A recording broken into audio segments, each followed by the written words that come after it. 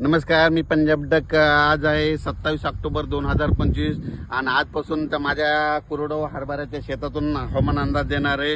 तर राज्यातल्या सर्व शेतकऱ्याला सांगू इच्छितो की राज्यामध्ये आणखी 4 दिवस पावसाचे आहेत. म्हणजे 27, 28, 29, 30 तारखेपर्यंत राज्यात विखुरलेल्या स्वरूपाचा पाऊस पडणार आहे.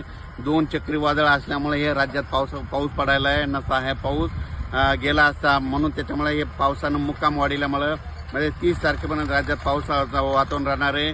1 तारखेच्या नंतर पाऊस जोर ओसरणार आहे, म्हणून हा अंदाज लक्षात द्यायचा. आणि हे मी माझ्या शेतामध्ये 1 एकरमध्ये कोरडवाहूला 48 किलो हरभरा पेरलेल्या शेतामध्ये आणि पाहू शकता ही हरभरा आहे. सर, तुम्ही सांगितलं होतं जाळी धुई पडली की पाऊस निघून जाईल. आता हे बघू शकता तुम्ही, जाळी धुई पडलेली आहे. तर राज्यातल्या सर्व शेतकऱ्याला सांगू इच्छितो की ही बघा, ही अशी जाळी धुई असते बघा.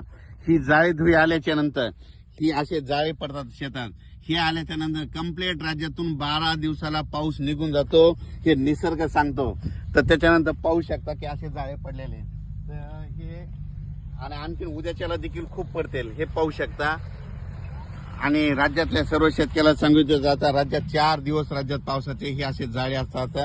हे जाळे धुई पडल्याच्या नंतर सगळीकडे शेतामध्ये जाळे पडलेले आहेत. आणि हे जाळे पडल्याच्या नंतर राज्यातला पाऊस 12 दिवसाला निघून जातो.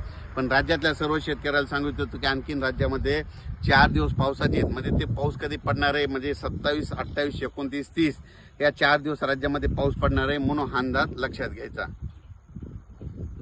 राज्यातला पाऊस हा तुम्हाला सांगू इच्छितो की 27, 28, 29, 30 पूर्व विदर्भ, पश्चिम विदर्भ, दक्षिण महाराष्ट्र, उत्तर महाराष्ट्र, कोकणपट्टी, खानदेश, मराठवाडा, त्याच्यानंतर उत्तर महाराष्ट्राकडे देखील पडणार आहे. मुंबई, पुणे, नाशिककडे पडणार आहे, म्हणून हा अंदाज लक्षात द्यायचा.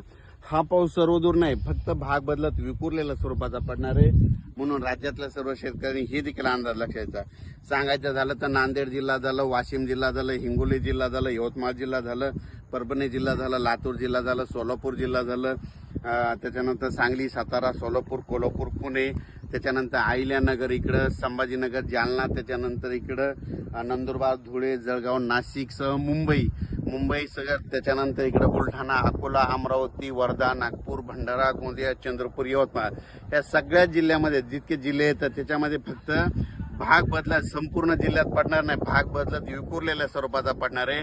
आणखीन राज्यात 4 दिवस पावसाचे असणार आहेत, म्हणून हा अंदाज लक्षात द्यायचा. म्हणजे हा पाऊस सर्वदूर पडणार नाही, विखुरलेल्या स्वरूपात पडणार आहे. उदाहरणार्थ सांगतो, समजा आमच्या परभणी जिल्ह्यामध्ये 848 गाव आहेत, तर फक्त इतक्या 848 गावामध्ये पडणार नाही, फक्त 200-300 गावामध्ये पडेल. काही गावाला सोडून देखील देईल, कुठं रिमझिम पडेल, म्हणून हा सर्वप्रथम अंदाज लक्षात द्यायचा. आणि राज्यातल्या सर्व शेतकऱ्याला ऊसाचे जे कारखान्याला जे लेबर गेले त्यांना एक सांगू इच्छितो की 4 दिवस आणखीन पाऊस असणार आहे, म्हणून तुम्ही तुमची स्वतःची काळजी घ्या. या पावसामध्ये विजेचं प्रमाण असणार आहे, म्हणून हे लक्षात द्यायचं. त्याच्यानंतर 2 तारखेच्या नंतर राज्यातला पावसाचा जोर देखील ओसरणार आहे, म्हणून हा अंदाज सर्व राज्यातल्या सर्व शेतकऱ्यांनी लक्षात द्यायचा. त्याच्यानंतर 2 तारखेला राज्यामध्ये तुम्हाला सांगू इच्छितो की 2 तारखेला काय होणार आहे की उत्तर महाराष्ट्राकडे नाशिक, निपाडकडं, नंदुरबारकडं, जळगावकडं थंडीची थोडी 2 तारखेला चाहूल सुरू होणार आहे. त्याच्यानंतर ती थंडी काय होणार आहे, परत पुढे सरकणार आहे.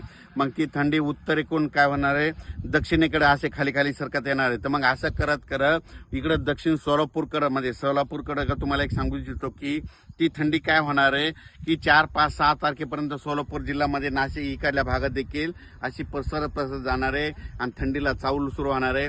पण हे थंडी सुरू होत असताना काय असतं, थोडं ढगाळ वातावरण असतं, म्हणून हे लक्षात येतं. मग त्या ढगाळ वातावरणामुळे काय होतं की राज्यामध्ये बघा तुम्ही 2 तारखेच्या नंतर 2 तारखेचे 7 तारखेच्या दरम्यान राज्यात काही जण धुके म्हणतात, काही जण धुराडी म्हणतात, कोणी धुके धुराडी असं म्हणतात, विदर्भात धुराडी म्हणतात, काही धुकं म्हणतात, म्हणून हे लक्षात येतं. म्हणजे 2 तारखेपासून तर 7 तारखेपर्यंत राज्यामध्ये चांगली धुके धुराळी येईल. आणि आज देखील जाळी धुई आलेली आहे, म्हणून आता हे संकेत दिलेत निसर्गाचे की राज्यातला पाऊस